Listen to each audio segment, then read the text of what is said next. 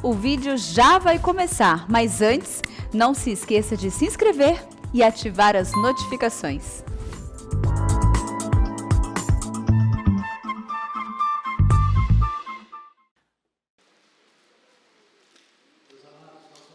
Palavra de Deus, no primeiro livro das Crônicas, capítulo 7. Primeiro livro das Crônicas, capítulo 7.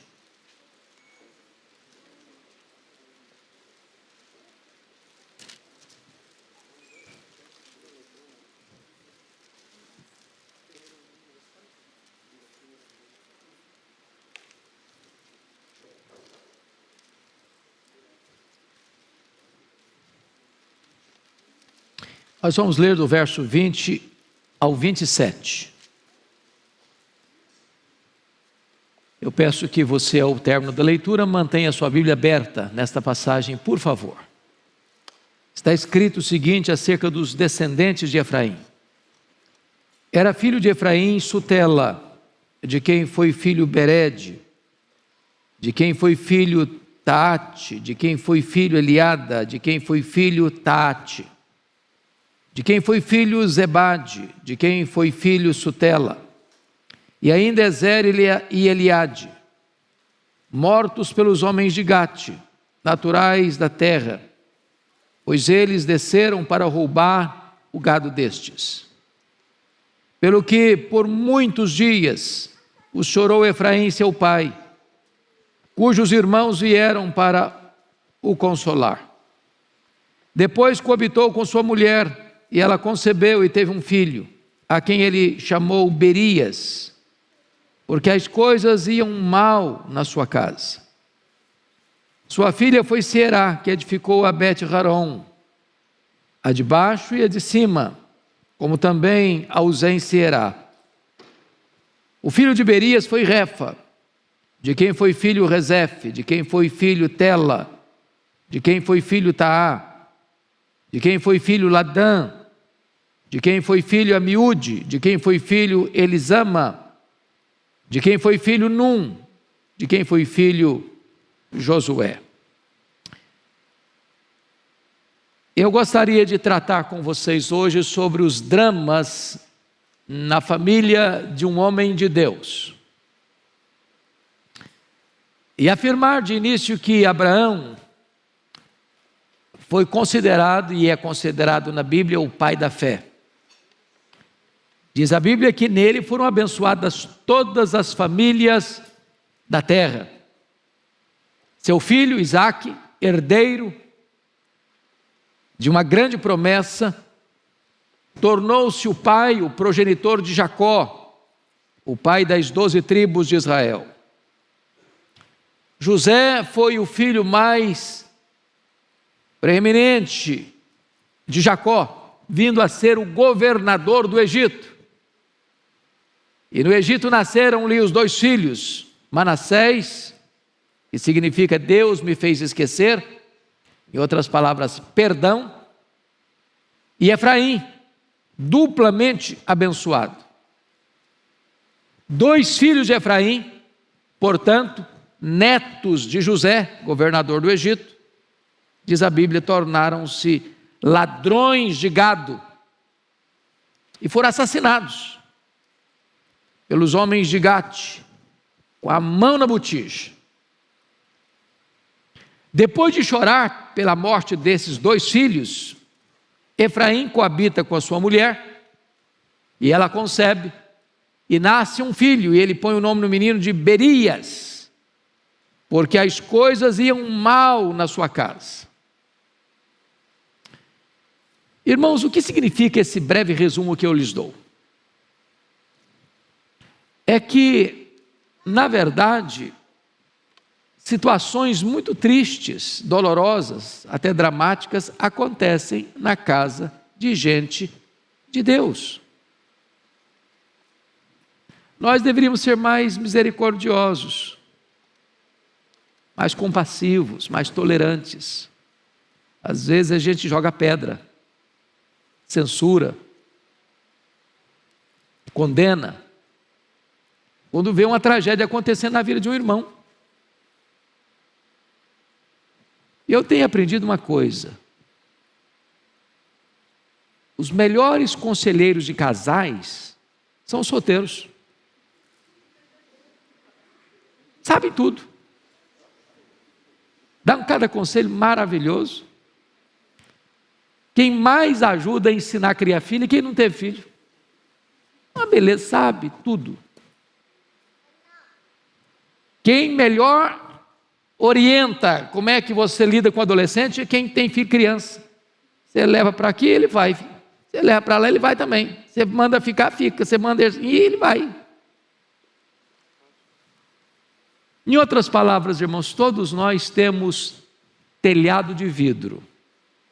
E deveríamos ser mais generosos com as pessoas.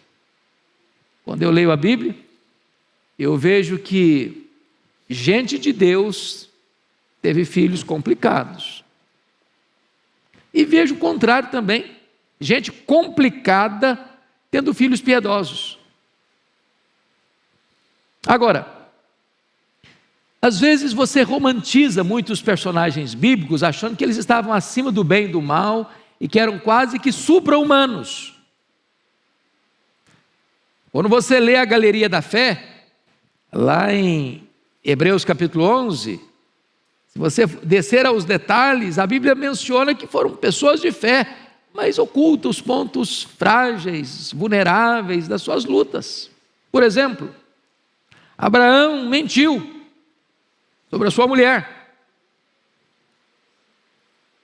E de certa forma, contratou uma barriga de aluguel. O Isaac gostava mais de um filho que do outro. E criou uma guerra dentro de casa. O Jacó foi um enganador até os 97 anos de idade, quando a sua vida é transformada no Val de Jaboque. Os filhos de Jacó mantiveram uma mentira para o pai durante 22 anos. O José, governador do Egito, tendo 2 filhos, e o filho caçula recebendo uma inversão na ordem da bênção de Jacó, até contrariou José. Quando Jacó vai dar a bênção, ele bota a mão direita na cabeça do caçula. Diz: não, filho, papai, o senhor está confundindo as coisas. Põe a mão na cabeça do primogênito. Não, meu filho, eu estou sabendo o que estou fazendo.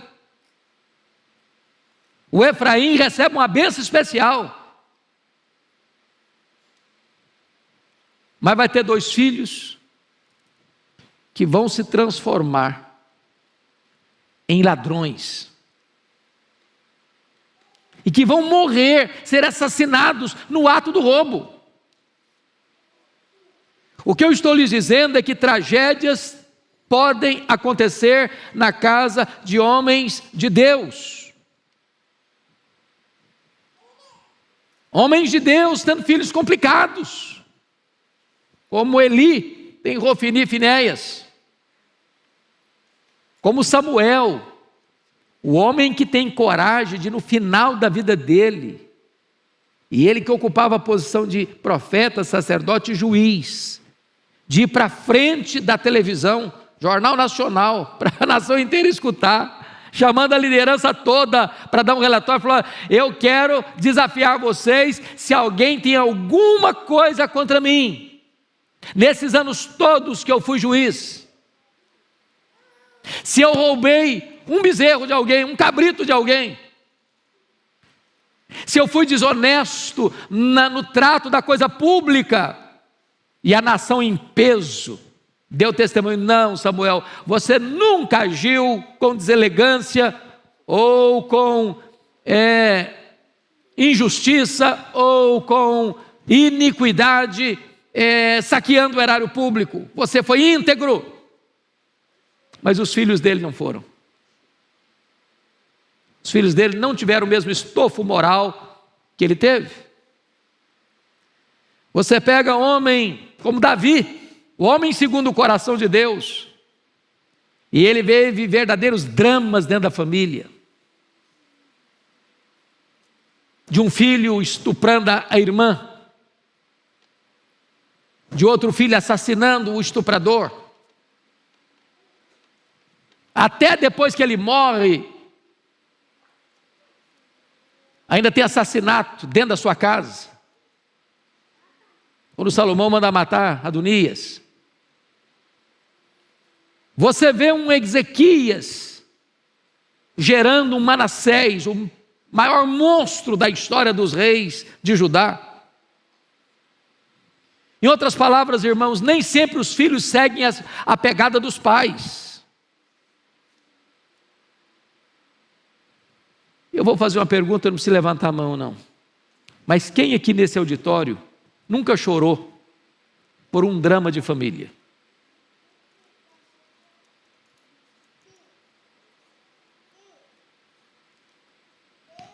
No começo do meu ministério eu tive um irmão assassinado. E a minha mãe quase enlouqueceu de tanta dor. Quase enlouqueceu de tanto sofrimento. Às vezes você vê homens, mulheres de Deus na igreja, e você não sabe tantas vezes as lutas, os dramas que estas mesmas pessoas enfrentam lá dentro da casa, lá dentro da família, lá com seus parentes, lá com seus familiares.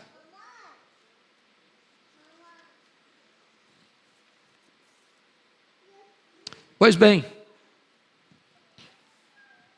quando eu vejo a Escritura, eu noto que essas situações acontecem. E agora está aqui acontecendo o fato de dois filhos de Efraim, Ézer e Eliade, netos de José, bisnetos de Jacó, se enveredarem por um caminho de crime.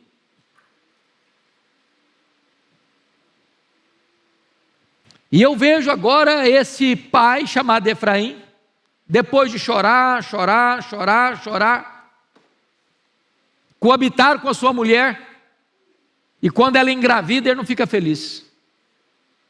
Ele não se consola com o filho que vai nascer. Ao contrário, é carimba o menino. Carimba o menino. Botando o nome dele de Berias. E Berias significa exatamente isso. As coisas vão mal na minha casa. Esse menino nasceu só para piorar a situação. Ele não devia ter nascido. Quantas famílias que eu conheço, irmãos, que não se alegram quando um filho chega, quando a mulher engravida, não queria, não esperava, não desejava, achando que vai trazer mais problema, ou que os dramas que se viveu, ou se viver até hoje, vão se agravar ainda mais com a chegada de mais uma pessoa na família. Efraim chora a morte dos filhos, e ele chorou por muito tempo, é o que a Bíblia diz. Olha aí o versículo 22, pelo que por muitos dias o chorou Efraim seu pai, cujos irmãos vieram para o consolar. E aqui eu fico imaginando, irmãos, a dor de um pai e de uma mãe. A Bíblia não menciona a mãe aqui. Mas pensem comigo que há diferentes graus de sofrimento dependendo do drama que se passa. Uma coisa é morrer um membro da família por uma enfermidade. Às vezes longa, às vezes rápida. Outra coisa é você lidar com o drama de um acidente. Saiu de casa com saúde, daqui a pouquinho o telefone toca, um acidente. Outra coisa é você lidar com o drama de um assassinato. Você lida com dois problemas. Você lida com a dor da saudade e você lida com a dor da revolta, da mágoa. Outra coisa é você lidar com um luto onde o filho ou o parente estava no ato de um crime.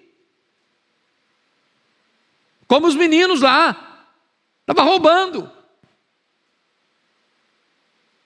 E aquele tipo de roubo que não é roubo de carteira, não. Não dá para enfiar uma vaca no bolso. Não dá para esconder no cofre. Não dá para desviar para uma conta bancária no exterior. Esse é outro tipo de sofrimento. Como é outro tipo de sofrimento quando a família lida com o drama do suicídio. São vários graus, são vários níveis de sofrimento. E eu fico imaginando o que Efraim devia estar pensando: meu Deus, onde eu errei? Que é a pergunta dos pais: onde eu errei? Por que eu não vi? Por que eu não percebi? Por que eu não fui mais rigoroso no enfrentamento do problema? Porque além da dor do luto, o Efraim está lidando agora com a dor da culpa, que é um chicote impiedoso. A culpa.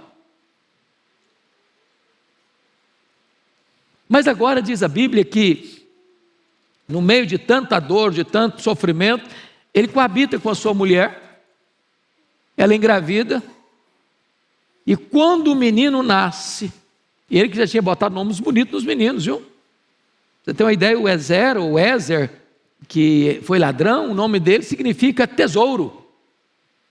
O Eliade, que foi ladrão também, que morreu no ato do crime, significa Deus testifica.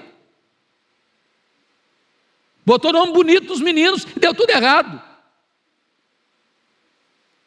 Agora ele está tão triste, está tão doloroso, que nasce o menino e ele bota o nome de Berias. Está mal aqui em casa, está tudo ruim aqui em casa, então vou carimbar esse menino, vou levantar um monumento à minha dor, à minha frustração, à minha amargura. Está tudo errado. Então eu gostaria que, à luz dessa narrativa bíblica, ou dessa tragédia familiar, nós tirássemos aqui algumas lições. Primeiro, Efraim não conseguiu diagnosticar as tragédias que rondavam a sua família de forma preventiva. E nós nem de longe estamos aqui querendo culpar o Efraim. Mas quem sabe, sinais, placas de aviso, outdoors na estrada, luz vermelha acendendo, não aconteceram. De repente eu olhava, falei, meu rebanho está crescendo mais do que eu imaginava, está prosperando. A conta bancária está mais cheia do que devia estar. O cara está conseguindo acrescentar mais bens do que é fruto do seu trabalho.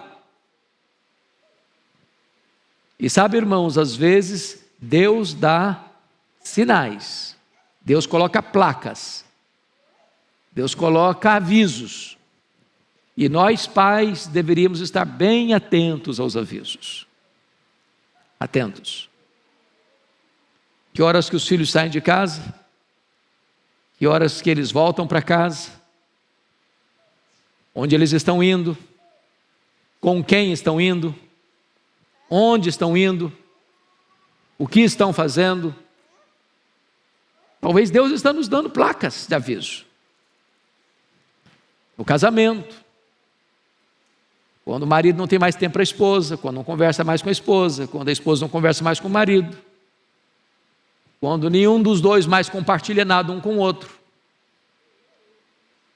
quando a vida entra num processo mecânico, do piloto automático, e a vida vira apenas uma rotina: trabalho, escola, escola, trabalho, trabalho, casa, casa, igreja, igreja, casa, e não surge mais nada. Perdeu o encanto, perdeu a poesia, perdeu o romantismo, perdeu a comunicação, perdeu o amor, perdeu o interesse. Deus está dando sinais.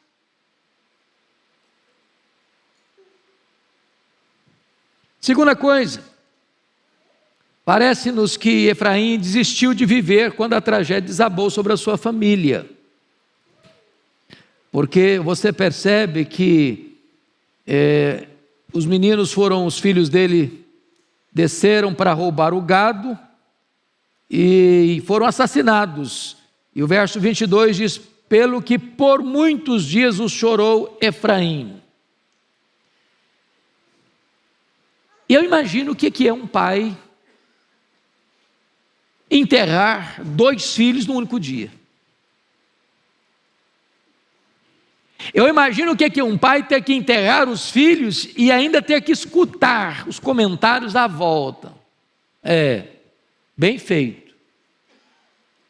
Menos 2 ladrões sobre a terra. A dor é maior.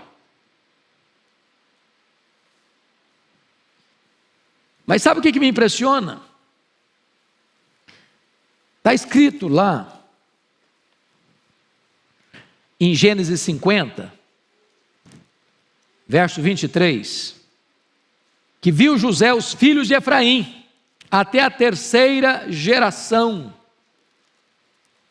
Sabe quem provavelmente devia estar nesse funeral? Dos 2 meninos, dos 2 netos, o José, governador do Egito.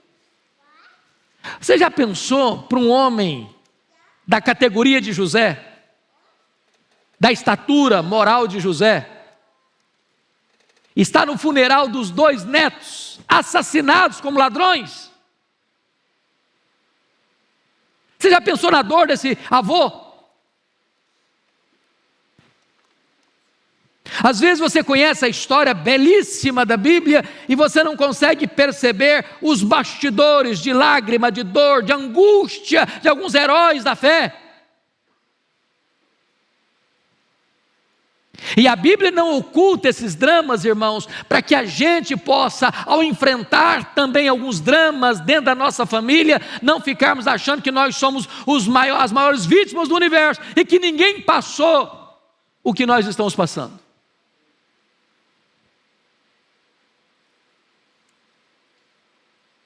Hoje, muitos de nós escondem as emoções atrás de óculos escuros, né? As pessoas choram e ninguém vê. O cara está com olheira e ninguém percebe. Mas Efraim descarregou suas frustrações e desânimo na vida dos filhos. Descarregou em Berias. E eu fico olhando, quando a Bíblia vai mencionar nomes,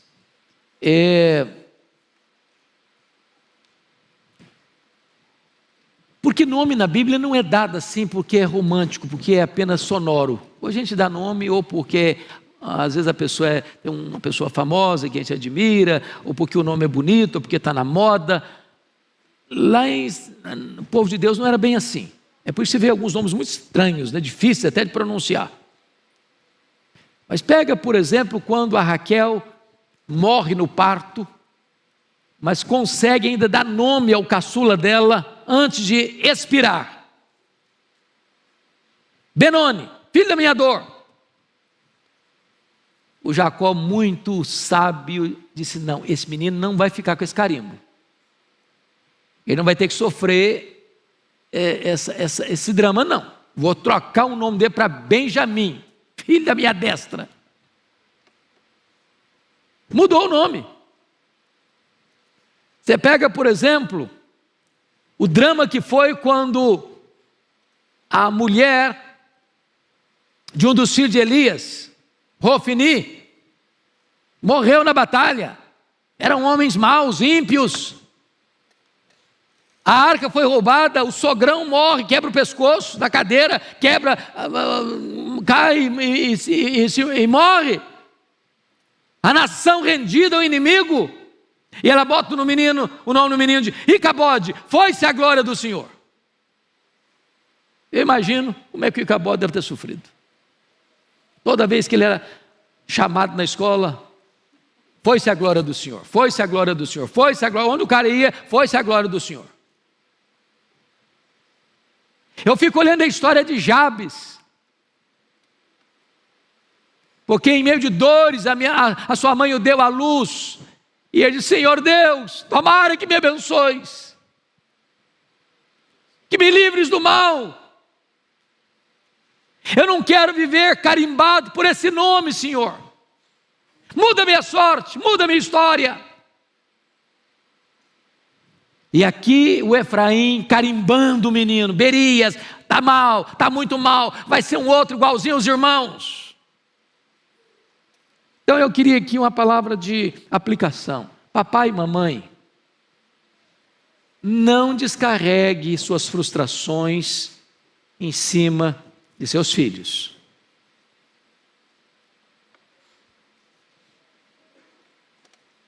Duas coisas aqui. Primeiro, nós não temos o direito de descarregar em cima dos nossos filhos as nossas frustrações, os nossos dramas pessoais. Eles vão escrever a sua história.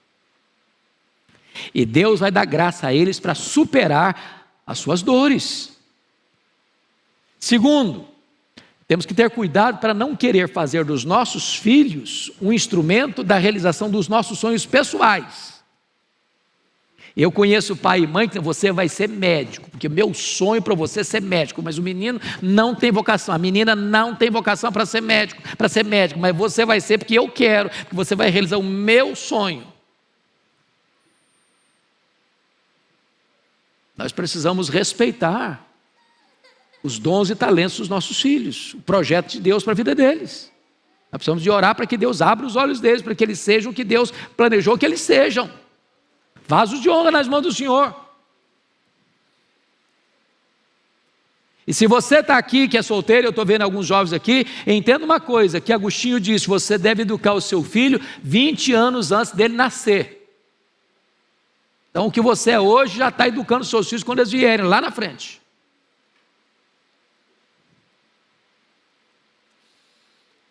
Mas em quarto lugar, Efraim não consegue ver o que é bem em sua casa. Porque quando algumas coisas vão mal, não se consegue ver direito o que vai bem. Então olha comigo aí o versículo 24. Sua filha foi Será, que edificou a Bet-Horon, a de baixo e a de cima, como também a Uzem Será. Olha que coisa engraçada. Ele tem 2 meninos ladrões, mas tem uma filha empreendedora.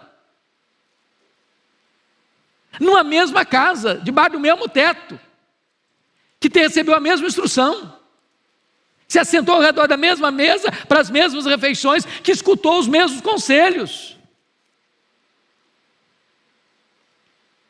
Agora, me permita dizer isso.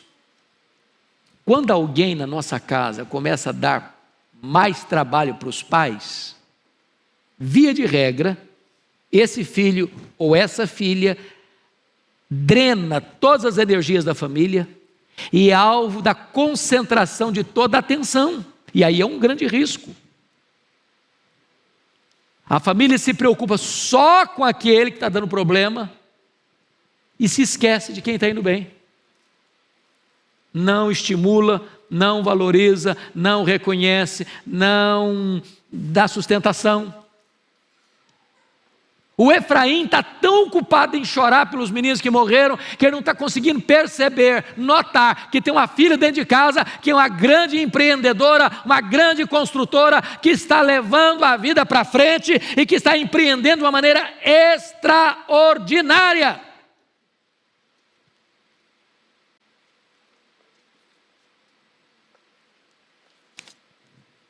Às vezes, irmãos, as tragédias deixam a gente míope, incapaz de ver o que está indo bem, só reclama que está indo mal, só chora porque está indo mal. O que está dando certo na sua casa? Há poucos dias eu estava pregando um sermão numa outra igreja aqui em São Paulo, e eu estava falando da necessidade de dar graças, e a pessoa falou: mas dar graças como numa pandemia dessa? Onde muita gente fechou o seu comércio, outras pessoas perderam o emprego, outras pessoas tiveram algumas lutas na família, outras tiveram luto na família, outras passaram apertos de diversas formas. Agora deixa eu lhe fazer então uma pergunta: quanto vale os olhos que você tem? Você está enxergando? Quanto vale isso? Você está me ouvindo? Quanto vale você ter ouvidos que escutam?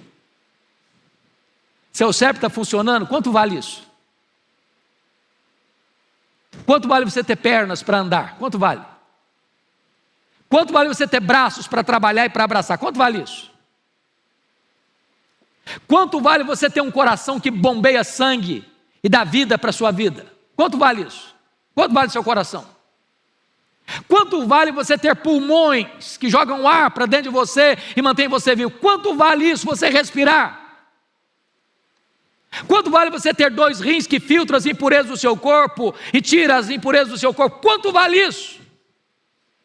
Quanto vale você ter uma casa? Quanto vale você ter uma cama? Quanto vale você ter uma mesa? Quanto vale você ter pão na sua casa? Quanto vale você ter um teto? Quanto vale você ter uma família? Quanto vale você ter família e amigos? Quanto vale você ter uma igreja? Quanto vale você ter Jesus e a vida eterna e o seu nome escrito no livro da vida? Quanto vale?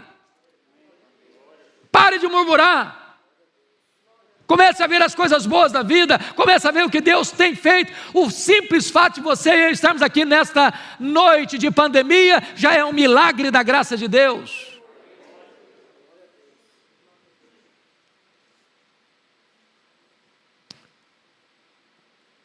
Sabe, amados, uma crise na família pode tirar o nosso foco do futuro. Tem muita gente que desiste de viver porque aconteceu um problema. Eu sei que a dor do luto, irmãos, ela é tão grande que não dá para descrever. Aliás, um conselho aqui, se me permitem. Em funeral não é lugar de discurso. Não tem nada mais chato que você estar vivendo o drama do luto e alguém vir no seu ouvido fazer discurso. O discurso mais bonito que eu escutei na morte do meu pai, quando eu estava chorando pelo luto do meu pai, foi um presbítero que veio e me deu um abraço e disse: eu não estou sofrendo igual a você, mas eu só quero dizer que eu estou aqui do seu lado. Foi o melhor discurso que eu escutei, o melhor sermão que eu escutei.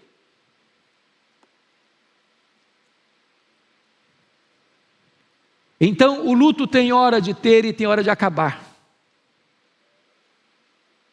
Segundo, uma crise na família pode afetar as nossas emoções, instabilidade emocional, angústia, depressão, leva a tomar decisões precipitadas. A crise na família afeta a saúde física, saúde emocional, saúde psicológica, saúde espiritual. A crise na família afeta relacionamentos.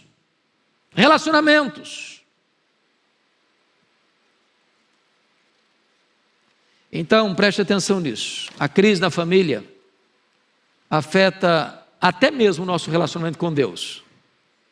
Como aconteceu com a mulher de Jó, com a amarga com Deus. Disse: Jó, não compensa servir a Deus, não. Com esse sofrimento, não. Melhor se amaldiçoar esse Deus e morrer, porque para mim não dá mais. Tem muita gente rebelada, revoltada contra Deus. Mas deixa eu terminar. Quando tudo parece ser cinzento na sua casa, sabe uma coisa? Deus ainda, para você, Ele sabe, mas para você não sabe ainda. Ele não escreveu o último capítulo ainda da sua existência. Ele está escrevendo a sua história. Você não enxerga no escuro. Você não vê na curva. Você não sabe como é que vai encerrar este capítulo da sua vida. E eu queria chamar a sua atenção para o que está acontecendo aqui, nos versos 25 a 27. Eu sei que os nomes não são fáceis de ler, não, por isso eu vou ler sozinho, você só escuta. Senão vai enganchar aqui a leitura, vai ficar ruim. Olha aí o que está escrito. O filho de Berias foi Refa, de quem foi filho Rezefe, de quem foi filho Tela, de quem foi filho Taá, de quem foi filho Ladã, de quem foi filho Amiúde, de quem foi filho Elisama, de quem foi filho Num, de quem foi filho Josué. Esse menino que o Efraim carimbou, o Berias, está tudo errado, vai ser o tronco de onde vai nascer Josué, o grande comandante que vai introduzir o povo de Israel na terra prometida. Josué no hebraico é a mesma palavra Jesus no grego.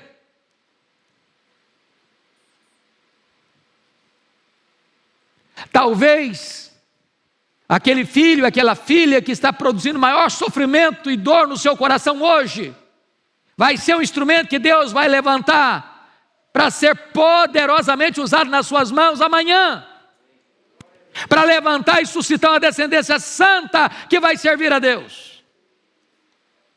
Então não jogue a toalha, então não desanime, então não ponha um ponto final onde Deus está colocando apenas uma vírgula. A história continua, e continua com o nosso Deus assentado no trono e escrevendo a nossa história, para dizer para você e para mim: sabemos que todas as coisas cooperam para o bem daqueles que amam a Deus, daqueles que são chamados segundo o seu propósito. Nunca perca a esperança. Um tempo novo vai raiar na minha, na sua, na nossa vida, na nossa casa, na nossa família, para a glória de Deus. Vamos ficar em pé, irmãos, e vamos orar.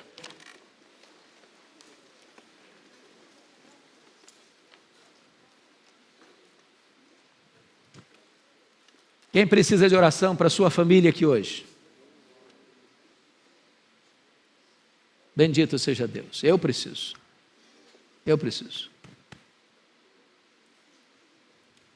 Oh, amados irmãos, a nossa família é um tesouro tão precioso. Valorize esse tesouro. Invista na sua família. Agora eu vou fazer algumas perguntinhas diagnósticas. Quem tem pai e mãe, louvado seja Deus, ainda vivos? Levante a mão. Que lindo, maravilhoso. Então gostaria de fazer um pedido a vocês. Se os seus pais moram aqui em São Paulo, não passe mais de uma semana sem vê-los, não. Se eles moram fora de São Paulo, dá uma ligada pelo menos uma vez por semana. Procura saber se vocês estão precisando de ajuda.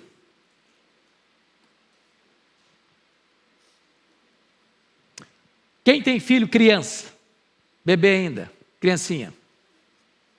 Alguns. Comece a dar muito carinho para eles. Dê mais tempo do que coisas. Nossos filhos precisam muito mais de presença do que de presentes. Quem tem filho adolescente aqui? Filho adolescente. Ok. Fique tranquilo, viu? Vai passar. Vai passar.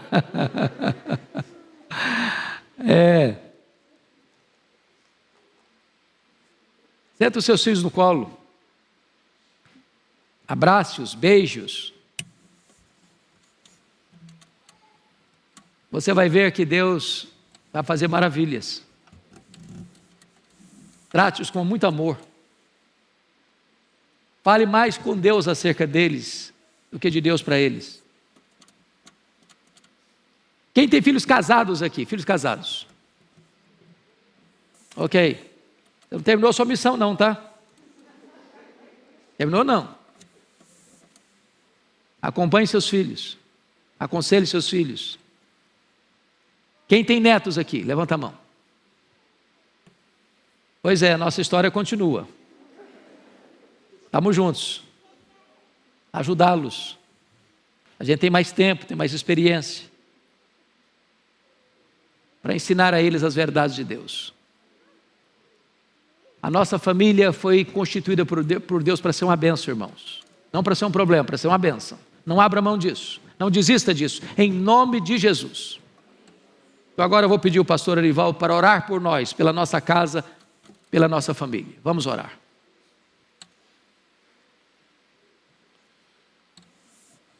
Senhor Deus, nós te louvamos pela palavra que foi ministrada aqui. Apesar de todos os nossos defeitos, as nossas imperfeições, tanto pessoais como familiares, o Senhor está no controle. É o Senhor que escreve a nossa história. Eu quero te louvar por cada família aqui representada. Que cada um possa sair daqui nesta noite, louvando o teu nome, agradecendo o teu nome, pela família que tem. E Pai, essa família que temos não é nossa, é tua. Os filhos são teus, os netos são teus, nós também somos teus.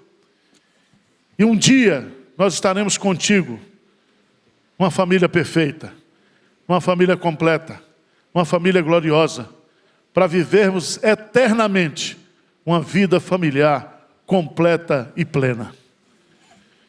Visita aquelas famílias que estão sofrendo, passando por lutas, por problemas. Que ninguém desanime, que ninguém jogue a toalha, mas que nós possamos nos agarrar a Ti, interceder e lutar para o bem da nossa casa, da nossa família. Essa é a nossa oração, em nome de Jesus. Amém, Senhor.